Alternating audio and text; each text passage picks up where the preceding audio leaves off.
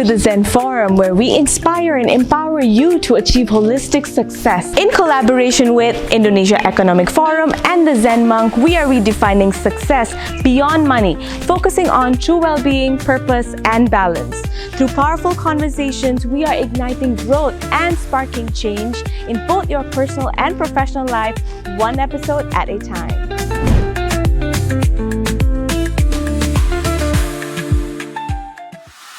Welcome you guys to another episode of the Zen Forum. Today's guest is extremely relevant in today's fast-paced world. You'd be loving to hear from her. She is the founder of Orson Indonesia, as well as a leadership coach. And so she's here to share about her journey, her experience in also market research, as well as in the workforce in Indonesia. So stay tuned, and you're gonna wanna know, how are we supposed to adapt in this fast-paced world? I'm welcoming Yanti Nisro. Thank you. It's an honor being here. Thank you also for being here. All right. So let's start at the beginning. Okay, so you were once a market researcher. I would like to understand, how did you even choose that path? And then from market researching, you moved into coaching. What made you want to be a coach? Okay, very good question. Actually, I'm still also in the market research now. Okay. So it's still not leaving yet. So I always I was born and raised in market research. Okay. Because I studied in market research since I was fresh graduate. Okay. I was a programmer in Nielsen until now, 30 years later. So from just a programmer, I progressed my career, and the last role in Nielsen is as the head of regional operations for 3 countries before I moved to another company, Deka Insight, as the deputy MD.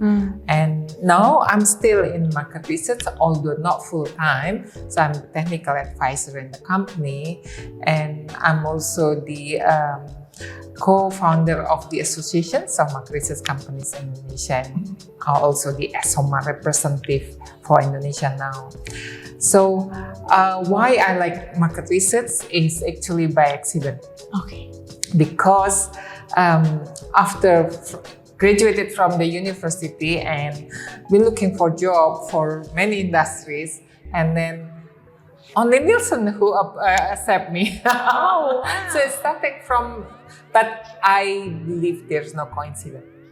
I believe so. So end up I enjoy the works. Otherwise, I wouldn't be 30 years in the same industry. And I love numbers because my background is statistics, numbers. So opposite to me. I love it. Until now, I can sum up, add up, calculate without calculator. I envy you. No, that's because my father taught me every single day about mathematics, so I have no choice. Wow. Anyway, so your question is why from market research and now to the coaching. So again, it's by coincidence, which I don't believe in coincidence. My colleague, my friend, invited me to attend the coaching training certification, and I end up I enjoy it. And so yeah, from there, so now I've been coaching more than 400 hours coaching, etc. Since still enjoying it. So I do both market research and coaching. Wow. And it's like, again, like you said, no coincidence, it just found you. Yes. Yes. I like that. Yeah. So, in many countries, right, coaching is growing big time. But in many countries as well, that it's still being seen as something penting. People are very skeptical about it. Yeah. Apaan sih? Like, why would I spend my money on coaching? What is the point of it all?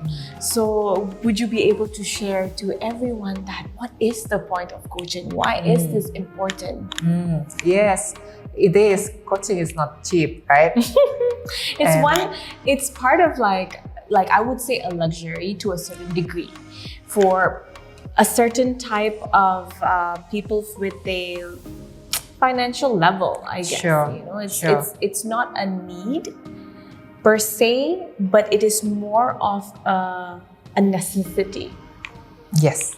So it's very interesting. My client is really from student until CEO. And so I would say coaching is for everyone. And why now is becoming more important is because the world now is really not friendly for people in terms of the pressure. Regardless whatever your role, your job, pressure is high. Either you are a student, either you are employee, you are a business owner, you are even housewife. Pressure is very high. Plus now people who are in the professional becoming more individualist. Working in the office, working at home is not like before. Even as a housewife also, raising children now is not easy. Handling husband now is not easy. For basically, so that's why then the coaching entering their life, because as a coach we can be a good partner for them in order first is to survive, secondly to be successful in whatever they do. So it's basically for example, if you are a professional or a leader, you cannot share whatever your problem or your goals with your colleagues, because the colleagues can be your competition. You cannot share with your team because you cannot complain to your teams, let alone complain to your boss, right? So he or she needs someone who that he can trust as a partner, no judgment, and then can help their life. So that's what us as a coach can help. I love that perspective. So, for example, when we tell them that coaching is inner work, basically, they're like, apaan sih inner work? Why do I need inner work? So if coaching, we talk about with their psyche, their mindset, how their values, how do they feel about certain things. Why is it necessary to do inner work? Because what is the correlation with doing inner work and your success? Okay, very good question. Basically, inner work is a process journey to inside, right? So it's a self-discovery and understanding that's including, basically review yourself, reviewing or introspections about yourself, and including behavior, mindset, attitude, etc. Right? So that's now is becoming very important. So the objective is when you're becoming wholeness of yourself, that is the foundations for your success. You're successful in the external world.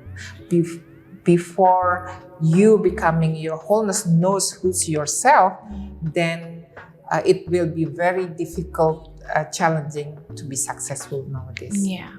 So it's basically understanding why you are the way that you are. Yes. What do you like? What do you not like? Why do you feel triggered about a certain thing? And then understanding yourself from that aspect, and then acting from there. Exactly. Yeah. The why is the most important before you do the how and what.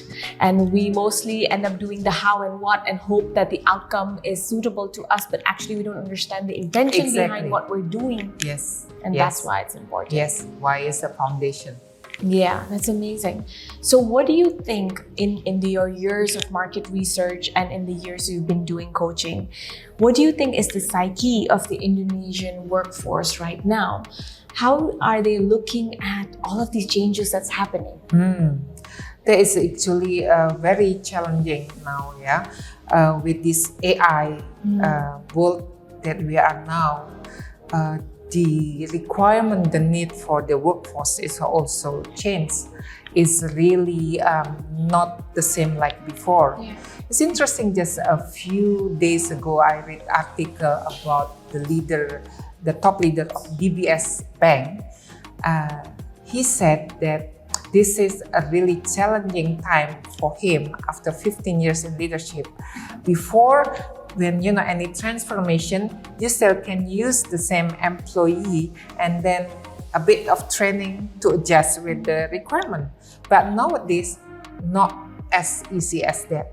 Not everyone can be ready or adjusted with this AI. So this leader of DBS says that in the next 3 months, he has planned to fire or get rid of 4,000 people because of AI.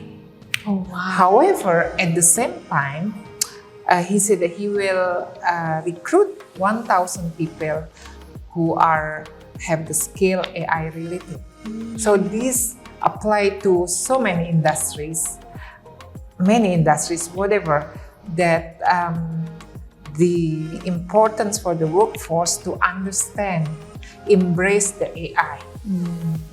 So that is very important. So what is your take on AI? What is your take on AI? Oh, okay. What is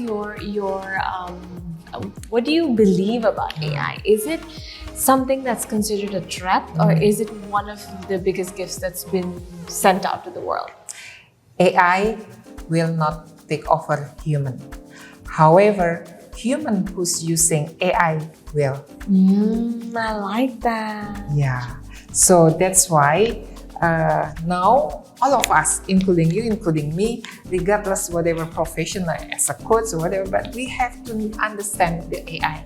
Because how to support our clients to be successful in this AI industry if we don't know about AI itself. Yeah. So any role basically now, there are 3 different skills that we have to master it, at least to aware, knowing it. It's first the technical skills about AI, so programming, data science, all those things. We have to at least know what is all the AI terms, what's the the strategy, etc. Secondly is the human skill, which is this is based on the Business Economic Forum. There are 4 C's skills in the 21st century. The first C is critical thinking, and then creativity, collaborations, and communications, because this becoming very crucial in this when this will not replaced by AI, right? This human skill, and even more important because now with the people, so the first language is gadget, right? So these human skills becoming very scarcity. Oh, wow. The third one is business related skill. In this one, for example, is the AI strategy, AI business ethic, AI do and don'ts. For example, in market research, my industry. So again, so any role in market research now have to know what's AI related to the market research, because there are some parts can be taken replaced by AI. For example, transcribing for focus group discussion. Before you have to have transcriber, right? So now the AI so easily replace that task. Even now it's more scary, moderator can be replaced by AI. So it means, as the market research users or a practitioner have to know what is the ethics, do and don'ts, tips and tricks. That's the same for any industries. Wow, that's amazing. That is so insightful. And I love that you said that there are human skills. Yes. That no AIs will ever be able to replace. Yes. But the dark side of that is there are humans who are not working on those skills. There are humans that are actually losing out on those skills. And so to get a competitive edge and to secure your future, it is very necessary to learn about these growing changes and these AIs. Yes. Yes. And the one that you feel will be left behind are the ones who are not going to try and educate themselves in these changes. Yeah, very simple example is my driver. I still have driver at home, right? But if he only function as a driver, I will not need him anymore. However, he's creative and he adjusting with the current world. So my driver is aka the handyman at work, aka gardener, aka the caretaker for my dogs. So because he do all those things, then I still use him. You know. So again, so all of us again. So we have to adjust accordingly that we are still needed, especially like me from Gen X. So I have to adjust with this current Gen Z world. Yeah. Otherwise, I will be left behind. Yeah. People struggle to adapt. Why do you think that is? Because people tendency doesn't want to change. People like in comfort zone. So that's why I like to keep saying the quotes, be comfortable in uncomfortable world. Right? I love that. Yeah. So, and also the skill gap, right? Because the need now is different compared to before. And again, depends on the people want to adjust, be agile with the requirement of this current world or not. Otherwise, the skill gap will be, wider and wider. Wow. Either you embrace or you left behind. Yeah. This is applied to all generations, including us, me. Yeah, so true. So you have handled a lot of clients who have been through the stresses of these changes. What are the common things that they're stressed about, and how did you navigate or help them out of it? Okay, it's very interesting that Gen Z always becoming the topic, right? And actually, it's not that difficult. The Gen Z is very full, having full of skills actually. They are very smart, and when they know the why, they will work faster and more efficient than the previous generation. However, then the leaders normally is not Gen Z, but either Gen Y or Gen X. Yeah. Normally, they have difficulties or challenges dealing with Gen Z because the Gen X and Gen Y have their own mindset, right? Habits that doesn't want to adjust with the Gen Z. Vice versa, the Gen Z, because not their 100% fault, but raised by the Gen Y parents, right? And then spoiled or born already with the gadgets. Yeah. And the parents, most of them, by my experience also, is letting them do whatever they do with the gadget. And then when they're ready to work, that's why the human skill again, the collaboration, the communications, then becoming very issues, creativity, critical thinking. Yeah. So even the Gen Z, I have lots of Gen Z friends. Yeah, they are because raised liberal. They don't, like in our generations, we respect the older generations, regardless whatever they do, we do respect. For them, it's like, why do I? We are the same. They only will respect if the people earn respect, which is for us, regardless, their behavior, we still respect, right? So then, for the older generation, expected to be respected, while they don't. So that's why we have to understand from their point of view. So then we have to make sure that we earn the respect, not because of our age, right? So that's how I deal with them, I always becoming their friend first, understanding them well. So you were saying that you understand their psyche and become their friends first and understand where they're coming from, their beliefs, their values, and then in order for that you'll be able to coach and be able to understand what they need. And that is amazing because it's coming from like a generation that is like It's before why. So before why. Okay. So for you to have that understanding, for you to have that compassion and consideration to the fact that that generation operates differently, this generation operates differently, and then find a middle ground.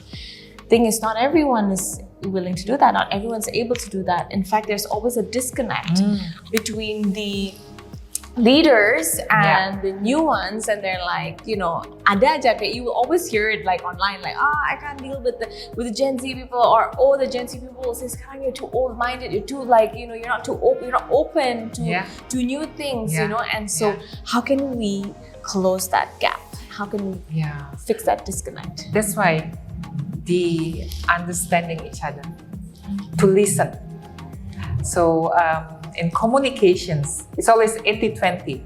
Communication, for example, 80% listening, 20% speaking. The same thing, to understand the Gen Z, for example, so we have to listen their language instead of we forcing whatever that we want to do. So by doing that, then you break the barrier. So, for example, that's why my clients, there are some is my ex-team, all the young generations, and then they call me mommy. So that, mommy, can I become your client? Sure. So and cute. then and then after that, and then mommy, my good friends also will want to become your client. Sure. So, like I always, I like to keep relationship. That's what I do with my ex-team, anyone's, because, and I always say, be friend before you need them. Because people easily, again, only reaching people when they need. But my principle always like, reach before you need them. Wow. Yeah, that is really great wisdom, because you do see a lot of people, like even I, guilty, where I would see someone as the need before as a connection or a friend. And that is something that I've been trying to work and be aware of. And so for you to say that, that's incredible, because it is the truth. And like what you mentioned, right, there is this part where we're supposed to listen, but there's a difference between listening and understanding what we're hearing as well. Because many times we're just listening, and you said that, we're trying to put our projection, our beliefs in that story before actually understanding what we can do that's like good for both sides, rather than just thinking about what works for my values. So from what I'm understanding, it's really the willingness to adapt how you think, more than the generations or the people. So as a leader, because as a leadership coach as well, as a leader, you have to be willing to be adaptable and kind of change or be flexible around different beliefs and different ways of life. But how would you know whether or not you are changing beliefs or values or ways of life that is positive or negative? How do we know that we are maybe compromising the way that we live in order to fit another generation? How can we understand that as much as we want to close the gap and connect, there's also those differences that we need to stand by? How can we do that? Okay, so part of being adaptive adjustment with the current condition, there is a quote that I like also. Half of the wisdom is the capability to unlearn what is not needed now. And for example, in myself, I have to know what that I have to unlearn of my belief, my mindset, my knowledge that not valid anymore now. In order so that I delete it, I unlearn, in order to grab, accept that value, belief, mindset that needed now, So many people with the belief mindset from before and then living in the moment. So that's what the stress, the crash, the gap becoming obvious. I like that. Yeah, the ability to unlearn is half of the wisdom. How do you know what your unlearning is good for you or not? For example, there are so many economy theory that not valid anymore. So it means, okay, take out that. For example, we just sharing. Before, we need to respect the old people. So now we are the old people. We have to delete that belief. So if there's young people don't respect you, you accept it. Okay, because they don't know you yet. So that's, for me, that is becoming the fuel, the motivation for me to be exist, so that you can earn the respect. Oh, wow. That takes a lot of self-awareness and a lot of willingness to genuinely grow beyond your own personal needs, personal expectations. Yes. And that is commendable because, again, not many people are willing to look at themselves and see that, oh, maybe I need to respond differently. I need to change my way. That maybe it's not about right or wrong. It's just like what works best in this moment, what works best in the situation. Yes. I like that a lot. Yeah. That's amazing. In your line of work and however long you've been working in your experience, what do you think currently right now women are dealing with, the challenges women are currently dealing with? This is in Indonesia, yeah? Actually, they're positive and needs room for improvement. The positive one, like women in Indonesia, we have the system support, right? The family, we can have, ART, right? We can have driver or etc. to support our activity. So true. We're very lucky to have that. Yes, honestly, compared to in the Western absolute countries, we are so lucky. So that's why then in that side, we have no excuse not to perform, not to be successful, right? However, that's for the lucky one. Unfortunately, there are so many also women not lucky in terms of they still get the injustice in their life. For example, in divorce. I've been experiencing, observing so many women, especially in the grassroots level, who divorce, and it's not so easily, right? However, who are the victim of the divorce? Normally the woman. And so common here in Indonesia, the man not responsible for the children, so the woman does. So that's not fair compared to in the Western countries that the law really enforced to ensure that happens. It's not law enforced here? No, the law still, yes, you can, but then if let's say the man doesn't support, the woman cannot do anything. Okay. And that, unfortunately, not only in the grassroots, the low level, but also I have many friends who are career women, and then they look after the children. So it means they're responsible for their educations day to day. That is so sad actually. That's from like day to day marriage one. Another one is in politics.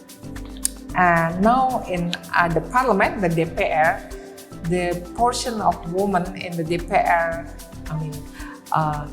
again from statistics, is 21.97. So it's about 22% only women in the DPR.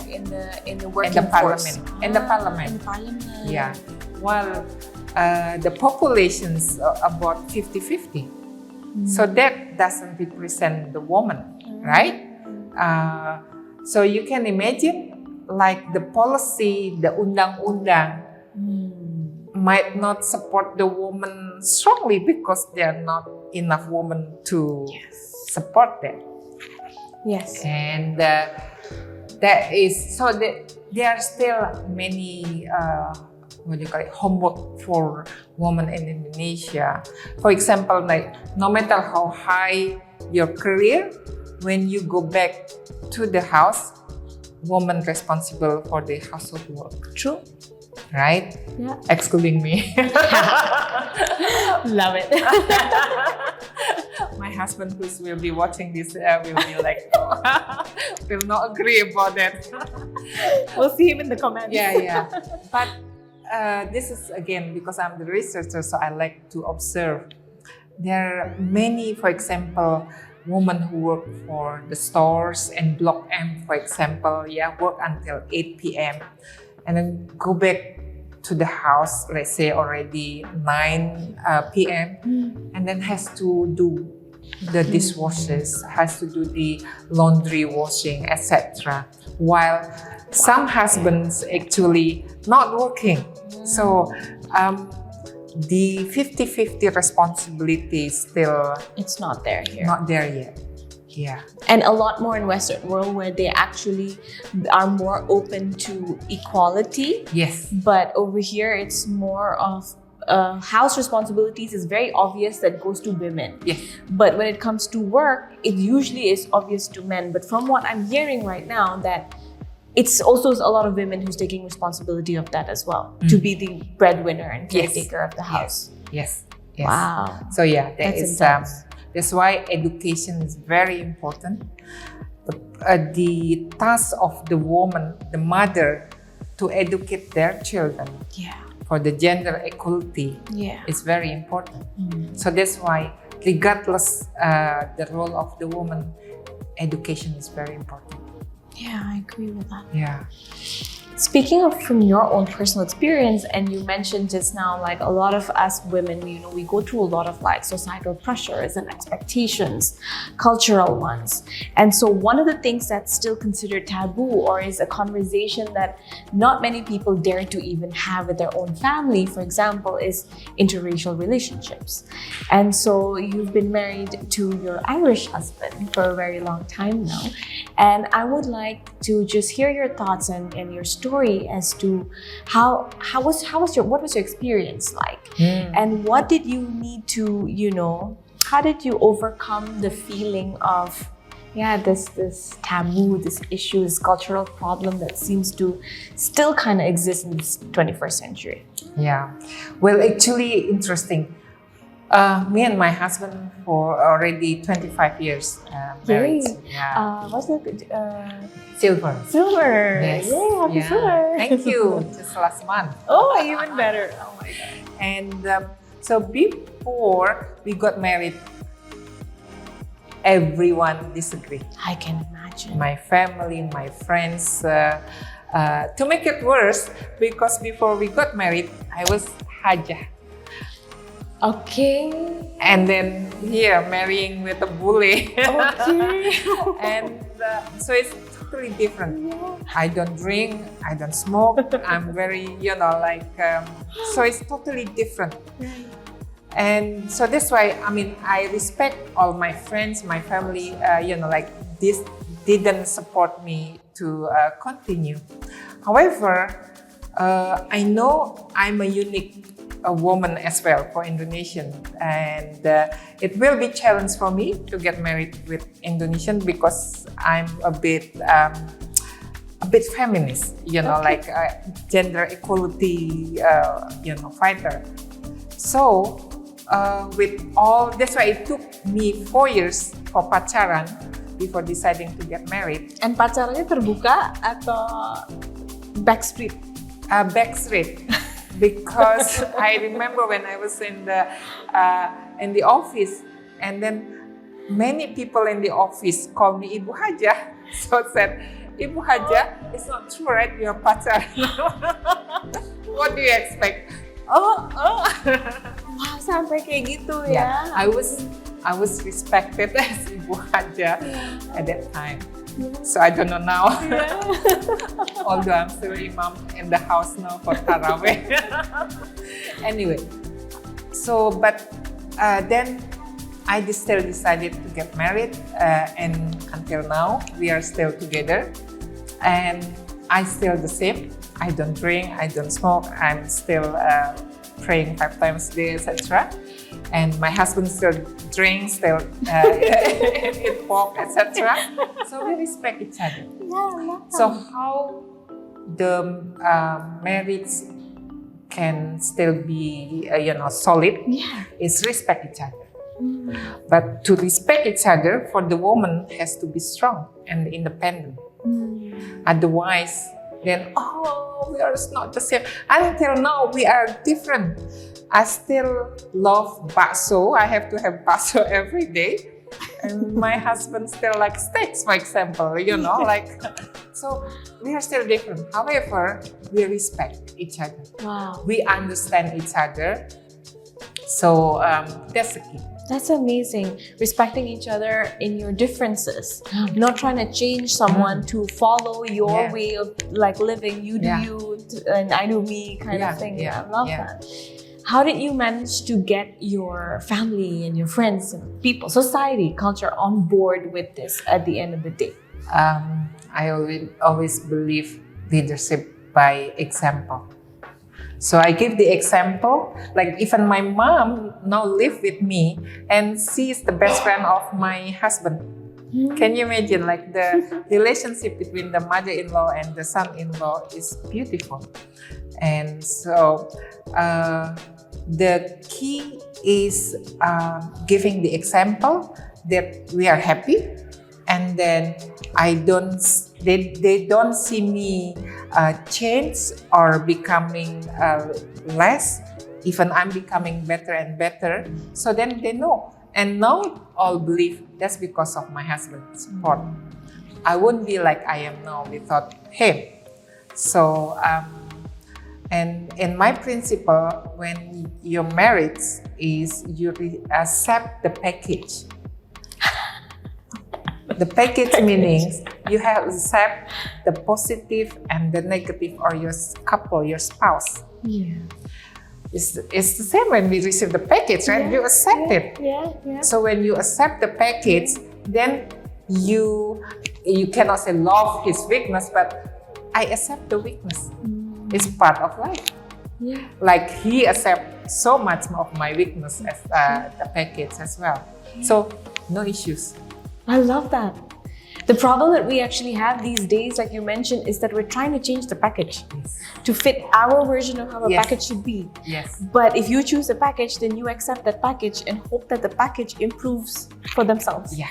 And suitably in your own ways, but not gaganti sum-sum dirinya atau the way that they believe, their values, their functions, because that's exactly why you got attracted in the first place. There's a reason. Don't lose that by trying to change someone. Wow. You cannot change other people. Never. So this is Stoicism. Stoicism is like basically you focus in what you can control. Yeah. Don't try to control things that you cannot control. Yeah. Wasting your energy. Yeah. Like other people, like other people changes in the world. Change the world. So instead, you can control what you can focus. Yes. And right now, what can you actually control and focus? How would you tell someone who is right now stressed about things, trying to change things? My husband's like this, economy is like this, like you're just going through that motion of like life being terrible. Like how would they know how much state control they have and what can they do about it? So I always believe you have to, first is you control yourself, the inner world, right? So you have to be the self-love, self-fulfillment. It's like a glass of water. So make sure your glass is full, overflow, then overflowing the surrounding. I don't like the word sacrifice. Same. Sacrifice meaning you have 50% energy or water and then you try to save the world, you try save family, you try save your friends, then you're draining. In that end up you're becoming, like less and less. However, by always make sure that your water is 100% and then overflowing. So by helping others, you are not sacrificing because yes, you still have 100%. Yeah, I agree with that. So, it feels like sacrifice is you're losing out on something. You're depleting, Exactly. It's like doesn't feel like a choice, or doesn't even feel like from the heart then if you're doing something out of sacrifice. Yes. Yeah. I like that. So yeah, always self-love. First thing first before you love others. So control yourself, understand yourself. Yes. Fill your own cup. Yes. And then you're able to just basically deal with anything that is going on in your life that's out of your control, because you have a hold on your own well-being, on your own joy, on your own understanding of life and actions. Yes. Excellent. I love that. I love that so much. Today's been incredibly insightful. And so I would like to end it before we end it. Game of the day. Sure. Are you ready for that? Yes.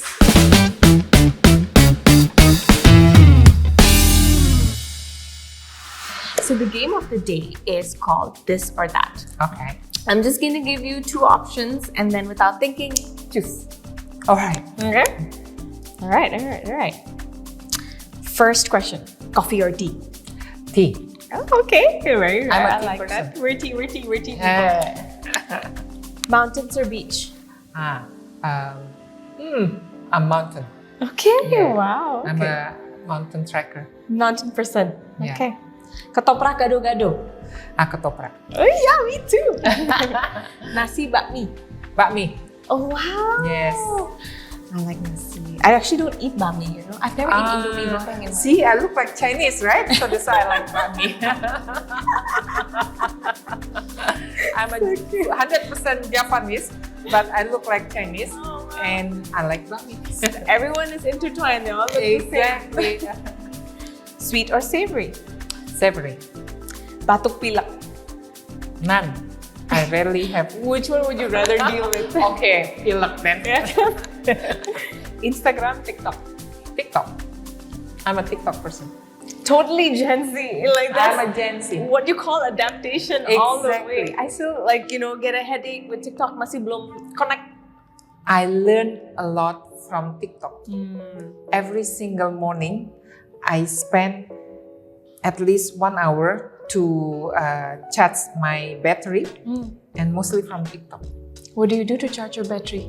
So learning about coaching, learning about life, learning about quote, learning about anything, and from TikTok. So that's what the people, again, AI, TikTok is tools. Yeah. It's how you use the tools for the better. So don't judge before, it's all tools. Social media, it can be harmful if you really addict to it. It can be your tools for better. Yeah. It depends on the being. user. Exactly. The problem is not the AI. The problem is you who uses it. Yeah. Because I remember that when people were freaking out about the internet, what is this, and now you can't live without the internet.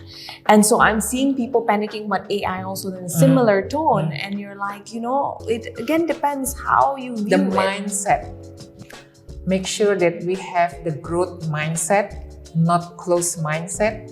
So fortunately or unfortunately, I'm a very positive thinker. Yeah. So I always make sure I have my POV, positive, looking at things, because this is another quote that I like to share. Your happiness basically is contributed 10% because of the fact, but 90% is how you perceive the fact. I don't have kids and I'm happy. So it's not having kids that make me unhappy. But then I see it differently. I don't have kids, so I have more time to serve others. I have more time to help others. I have more time for traveling. I have time for hiking the mountains. So it's all the mindset. It's what you choose to believe, the meaning that you give, the perspective for whatever that's right in front of you. Yeah. It's only contributing 10%. The fact is just 10%. 10%. It's actually neutral. The meaning that you give it is what makes a difference. Yes. And so would you say that the biggest difference between a growth and a closed mind, person with a growth mindset and a closed mindset is how they perceive things? Yeah. Yeah.